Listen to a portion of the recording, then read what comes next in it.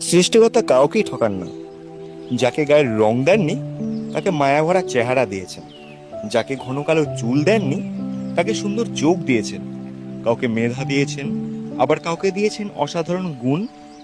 একজনকে হয়তো টাকা পয়সা দেননি, কিন্তু দিয়েছেন অগাধ ভালোবাসার ক্ষমতা। একজনকে হয়তো কিছুই দেননি, তাকে দিয়েছেন সুন্দর মন মানসিকতা। কাউকে দিয়েছেন অসীম ধৈর্য, সকল পরিস্থিতি মেনে নেওয়ার অসাধারণ ক্ষমতা।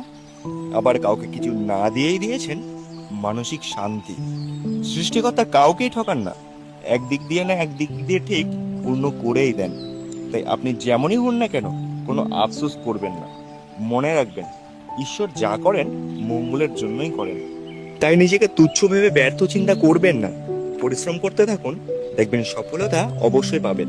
আর ভালোবেসে বলুন রাধা রাধা। ধন্যবাদ।